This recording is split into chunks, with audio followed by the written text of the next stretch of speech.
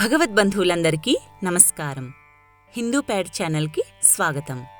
స్కంద పురాణాంతర్గత వైశాఖ మాస మహాత్మ్యము. వైశాఖ మాస మహాత్మ్యములోని 30వ అధ్యాయము పుష్కరిణి మరియు ఫలశ్రుతి. నారద మహర్షి రాజర్షియగు అంబరీష మహారాజునకు వైశాఖ మహాత్మ్యమును వివరించుచు ఇట్లనెను.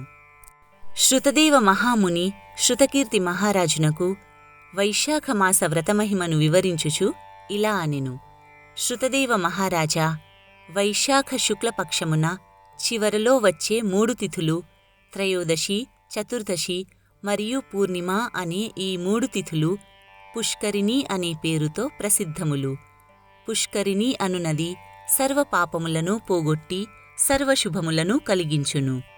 వైశాఖమాసమున అన్ని తిథులయందు స్నానాదులను చెయ్యలేనివారు ఈ 3 తిథులయందు వైశాఖ స్నానాదులను చేసినచో వారికి 30 తిథులయందు స్నానాధికమును చేసిన పుణ్యఫలము సిద్ధిస్తుంది.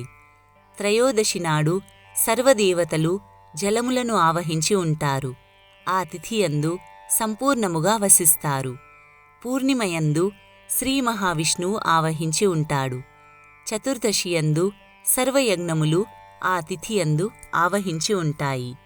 ఈ కారణమున ఈ 3 తిథులు ప్రశస్తములైనవి.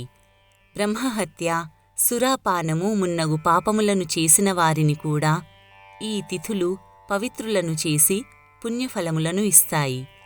దేవాసురులు క్షీరసాగరమును మధించుచుండగా ఏకాదశియందు అమృతము జనించినది. ద్వాదశి నాడు సర్వోత్తముడు దయానిధియగు శ్రీమన్నారాయణుడు అమృతమును దానవుల నుండి కాపాడెను. త్రయోదశి నాడు దేవతలకు అమృతమును ఇచ్చెను. దేవతలతో వివాదపడి విరోధమును వహించిన రాక్షసులను చతుర్దశి నాడు సంహరించెను. పూర్ణిమ నాడు దేవతలు అందరూ తమ సామ్రాజ్యమును పొందారు. అందువలన దేవతలు సంతుష్టులై త్రయోదశి, చతుర్దశి మరియు పూర్ణిమ అనే ఈ 3 తిథులకు వరములను ఇచ్చారు. ఈ 3 తిథులు మానవులకు వారు చేసిన సర్వపాపములను పోగొట్టి పుత్రపౌత్రాది సర్వసంపదలను ఇచ్చును అని వరములు ఇచ్చారు. వైశాఖమాసములో 30 దినములు వైశాఖమాస వ్రత, స్నాన, దాన జపాదులను చెయ్యలేకపోయినవారు ఈ 3 తిథులయందును స్నానాధికమును చేసినచో వారికి సంపూర్ణ ఫలమునిత్తుము. ఈ 3 తిథులయందును స్నానాధికమును చెయ్యనివారు నీచజన్మలను పొంది రౌరవమనే నరకమును పొందుతారు. వేడినీటి స్నానమును చేసినవారు 14 మన్వంతరములు గడుచునంతవరకు నరకమును పొందుతారు. పితృదేవతలకు, దేవతలకు పెరుగన్నమును ఇయ్యనివారు పిశాచములై పంచభూతములున్నంతవరకు బాధపడుతుంటారు. వైశాఖమాస వ్రతమును నియమనిష్టలతో ఆచరించినవారు కోరిన కోరికలను పొందుటయే కాక శ్రీహరి సాయుజ్యమును పొందుచున్నారు.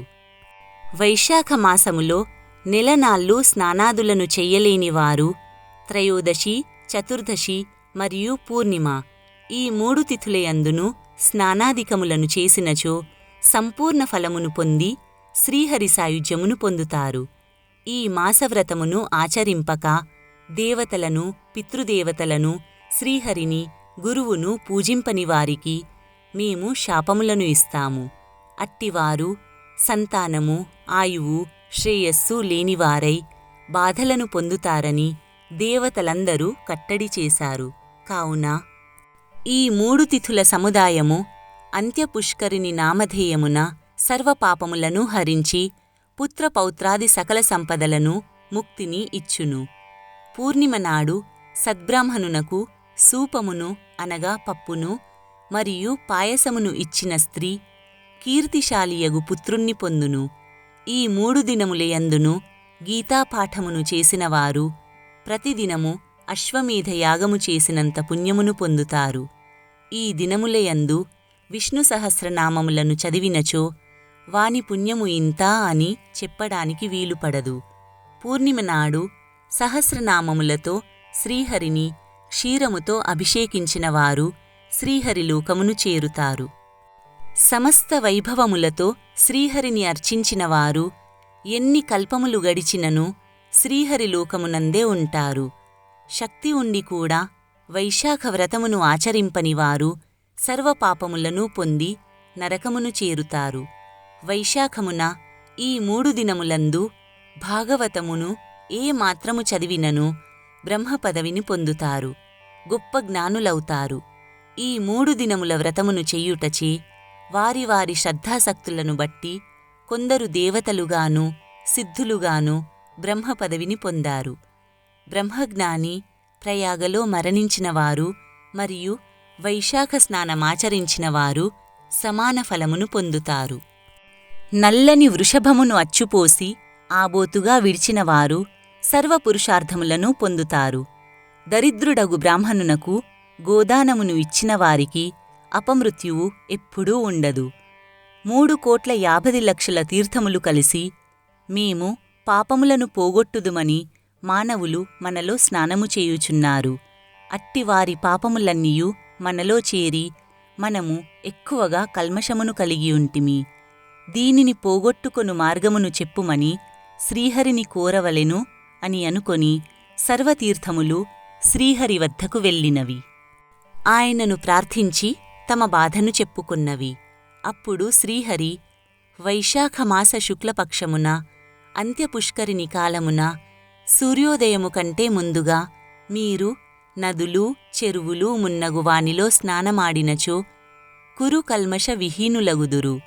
మీ స్నానమైన తరువాత ఆ జలములో స్నానమాడిన వారికి మీ కల్మషములంటును, అనగా సూర్యోదయము కంటే ముందుగా స్నానము చేసిన వారికి మీ కల్మషమంటదు, వారి పాపములు పోవును అని చెప్పెను.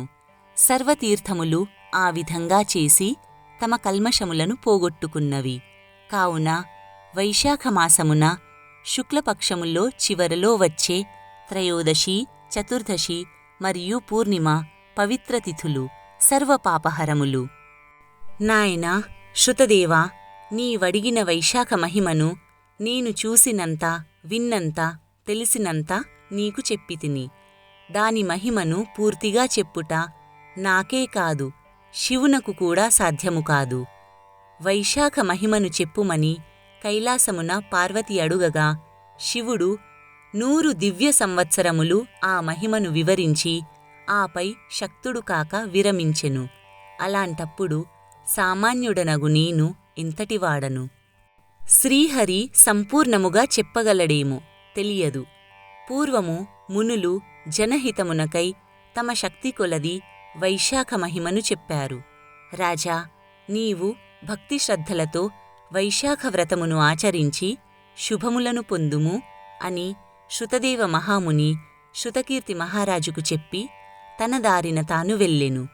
శృతకీర్తి మహారాజు పరమసంతుష్టుడై మహావైభవముతో వైశాఖ వ్రతమును ఆచరించి శ్రీహరిని ఊరేగించి తాను పాదచారియై అనుసరించెను. అనేక దానములను ఆచరించి ధన్యుడయ్యెను అని అంబరీషునకు నారదుడు చెప్పి, అంబరీష మహారాజా, సర్వశుభకరమగు వైశాఖ మహిమను చెప్పితిని. దీనివలన భుక్తి, ముక్తి, జ్ఞానము, మోక్షము వీనిని పొందుము. దీనిని శ్రద్ధాభక్తులతో ఆచరింపుము అని నారదుడు అనెను. అంబరీషుడు కూడా నారదునకు భక్తి శ్రద్ధలతో సాష్టాంగ నమస్కారములను మరలా మరలా చేసెను. నారదుణ్ణి బహువిధములుగా గౌరవించెను. నారదుడు చెప్పిన ధర్మములను ఆచరించి శ్రీహరి సాయుజ్యమును పొందెను. ఈ ఉత్తమ కథను విన్నను చెప్పినను సర్వపాపములను పోగొట్టుకొని ముక్తిని పొందుతారు. దీనిని పుస్తకముగా వ్రాసి ఇంటియందు ఉంచుకొన్నచో సర్వశుభములు, భుక్తి, ముక్తి, శ్రీహరి అనుగ్రహము కలుగును.